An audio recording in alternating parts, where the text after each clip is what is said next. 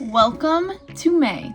Being a beekeeper in Michigan is not necessarily the easiest task because of the crazy weather that we seem to have and all the different shifting seasons. Over the last couple months, we've had on and off cold spells and some days that are even up to 80 degrees. Oh, look at all of that green. That you never really know what the weather's going to throw at you and what you can do as a beekeeper. Well, finally, the weather is starting to clear up and we're now into the 80s. But because of that, we are now hitting our flow and all of our bees are starting to prepare to swarm unless we do something to counteract that. We got 2 cells right there that are fully capped. I don't see any eggs. Man, I didn't think they'd be doing anything during that cold spell, but little did I know, they already knew that warm weather was coming and they were preparing.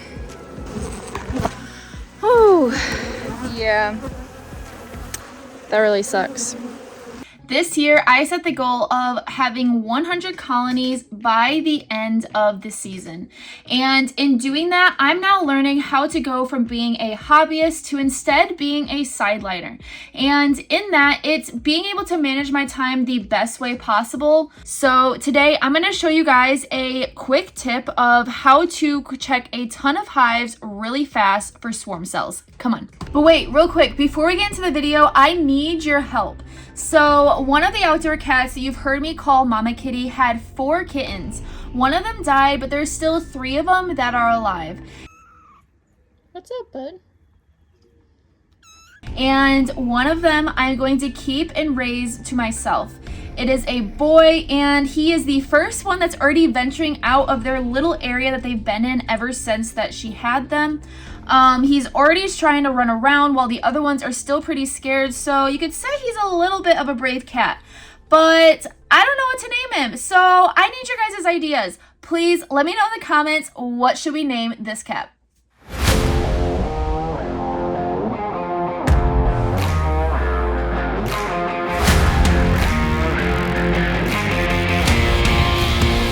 Okay, so I'm going to show you guys what I'm doing. This is a quicker way of checking to see if your hive is wanting to swarm instead of taking out every single frame. So what I'm doing is I'm cracking that top box off of the bottom box. I'm finding that the majority of these hives, if they're wanting to swarm, they're making all of their queen set or their cups in that second box. I'm guessing this is probably because they want the queens to hatch out like halfway through the colony, and then they're going to take the bees down below with them when they do end up swarming. Of course my smoker would go out. But okay, so what I'm doing is I'm putting it up on its side like this, and I'm liking to smoke them. The smoker just went out. I just been using leaves. I need to get something else, but I just make do with those. And what I'm looking for is I'm looking for queen cups. So this hive is a great example because it's looking like this hive has already started swarm preparations. So I'm gonna have to be splitting off this colony. So see how we have all these queen cups? Here's one example. There's actually a larva in that right now. There's another queen cup up here with nothing in it. We got one over here with larva, one right here with nothing, one right here with nothing. Another one looks like nothing. I have seen some of these hives do have eggs in these cups. Other ones have larvae like we're seeing here. And you're gonna want to check all of them. Yes, that's a big huge thing of queens, and there's larvae in all of those. So this hive is getting ready to swarm. So like I said, I'm gonna have to split this one today. Since they've already started preparations, I don't want them to move their queen. So that kind of stinks.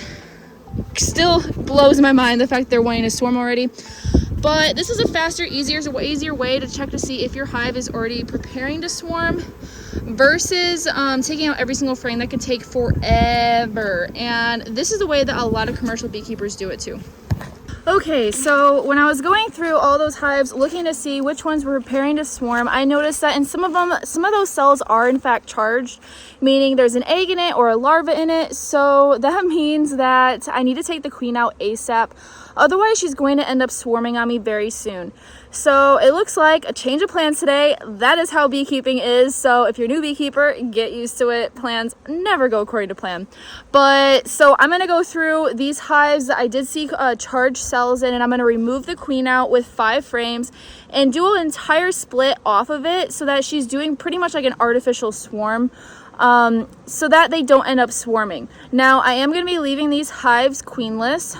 If there are any cells, I will leave them a cell for them to use as a queen.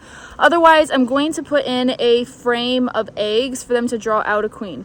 Not ideal. I definitely would have liked to have queens in these because walkaway splits are not necessarily the best way to go about things, just because you are going to be missing that main flow, which is crucial for people up here in Michigan. But that's what we're going to do for now. Plans might change later on, but first things first, we need to get these queens out so that they don't end up swarming.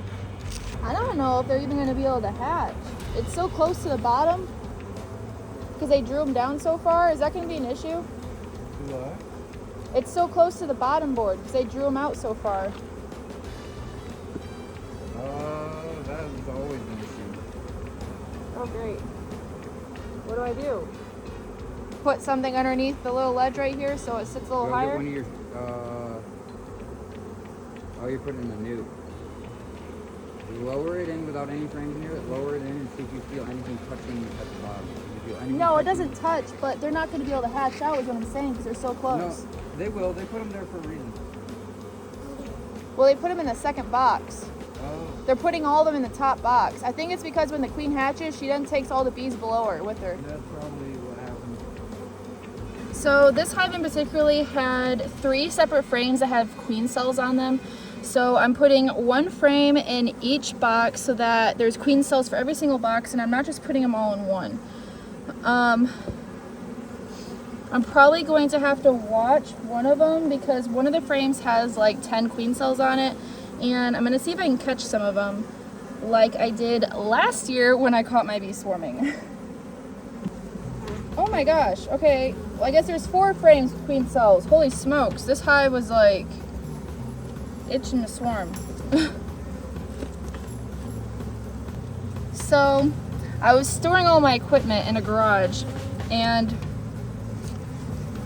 a woodchuck got to it and demolished all of them. So just a warning to anybody who does this, make sure you clean up or you block off any sort of holes in the garage because those buggers will find a way in.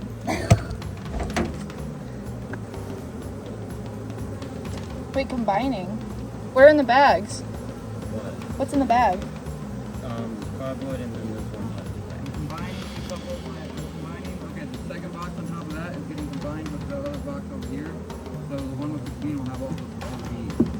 Okay. Them from going lane work for me. Oh, okay. Is that my name? That's it. I have one, but it's in my car. I just have to go get it.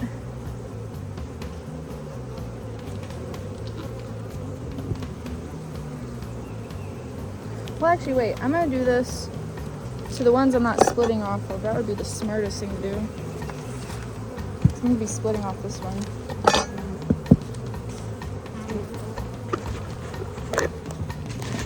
Okay. So, this one I don't have to split off of.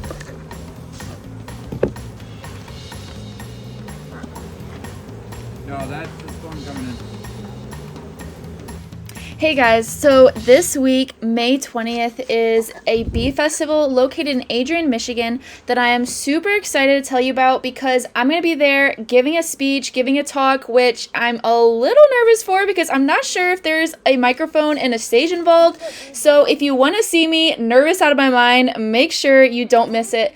But there's supposed to be a ton of different vendors there, and it's going to be just crazy the amount of beekeepers that are going to be there. It's going to be a great time with a lot of like-minded people there about beekeeping, so you're not going to want to miss it. And also, we will be hosting a silent auction at this bee festival, and nobody has had the Viplidu queens yet that Casey has been making, but I will be donating one of our nukes that has a Viplidu queen in it at the bee festival, so you're not going to want to miss it if you want to get your hands on the first round of Viplidu queens. I'm super excited to share all of those with you. I will have more information about queens and nukes coming very, very soon, so stay tuned on that. But I guess that's all from me today. Thank you for following along. Thank you for being here. It really means the world to me that you guys watch and are so involved and leave all the comments. I read all of them. So thank you, thank you so much, and I'll see you guys soon. Now soaked. I had my windows open and my sunroof, and now it's soaking wet. I'm soaking wet. The bees weren't happy because it started pouring down rain right when I was in the middle of that hive looking for the queens so I can make these splits. So thank you, Mother Nature. But it looks like there's going to be a storm coming in, so it's going to be raining for quite a while now. So I'm going to call it for the day, and I'll check back with you guys tomorrow.